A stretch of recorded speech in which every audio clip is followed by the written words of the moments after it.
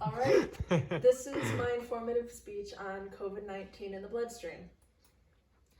So the basic information: COVID-19, otherwise known as SARS-CoV-2, is a new strain of coronavirus, besides the SARS in 2003, and it is classified as a respiratory virus, so it infects the lungs, and that's for the most part.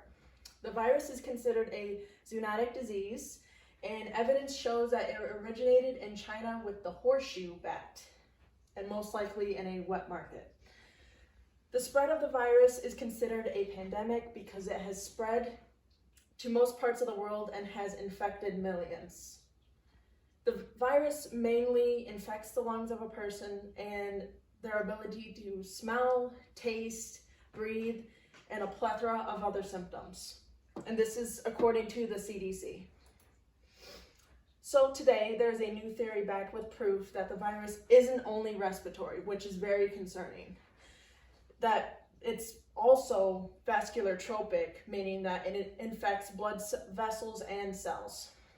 This would explain the strokes and the blood clotting with the blood vessels and heart attacks with particularly healthy people, and the strange symptoms of COVID toes, which your toes turn red or purple when you are sick. And this is according to a journal from the National Center of Biotechnology Information, which is a part of the U.S. National Library of Medicine. So when contracting the virus, it infects the endothelial cells of the lungs at first. Then it gets into your blood vessels, your bloodstream, and it infects endothelial cell after cell after cell, and your whole immune system rushes to your lungs to try to help, which actually makes it worse.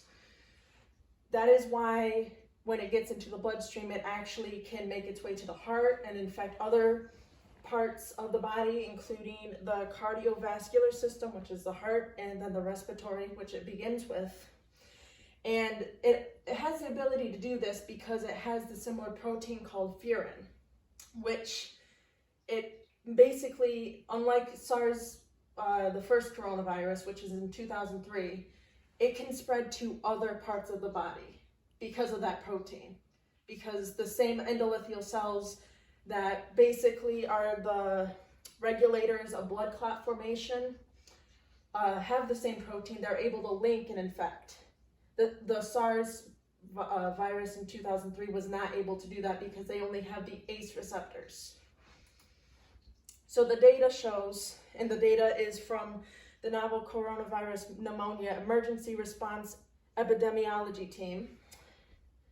It shows that people that have pre-existing conditions like hypertension, which is high cholesterol, diabetes, cardiovascular disease, heart disease, chronic respiratory disease, which is lung disease, cancer of any type, have more increased chances of dying from this disease, especially elderly people, because their immune systems are already weakened. They don't function like they used to anymore. And like I said, the SARS virus in 2003 was the beginning coronavirus. It wasn't called that, of course. It came from an animal. It was a zoonotic disease, and it essentially attacked the lungs and was similar to this one, except it was not able to spread to other parts. So that's why it is very unheard of that this disease is able to do that. That is why it should be taken seriously, because if you care about your elderly family members and people that had type 1 diabetes or any type of pre-existing conditions, you should take this seriously. So the conclusion is, depending on the severity of the virus, how long you have it, there's a possibility that other areas of your body besides the lungs are going to be infected. The virus infecting someone elderly, specifically grandparents with a weakened immune system, or someone with pre-existing conditions from birth, is proven to be a lot more fatal than someone that does not have pre-existing conditions.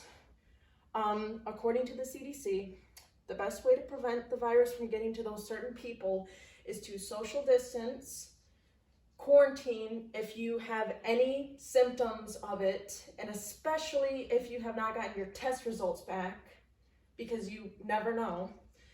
And always wear a mask to protect yourself and others from spreading the virus, because it will affect your loved ones, especially ones that are older with pre-existing conditions. And these are my sources I use: the CDC, Chinese doctors from Chinese hospitals where it originated from, a journal written by Dana Smith, how the coronavirus may be a blood vessel disease, which is the theory that I'm trying to back up, and then the picture and graph are both from the Creative Commons. Thank you for your time. Yay! Good job, Abby. Thank Yay. you. Very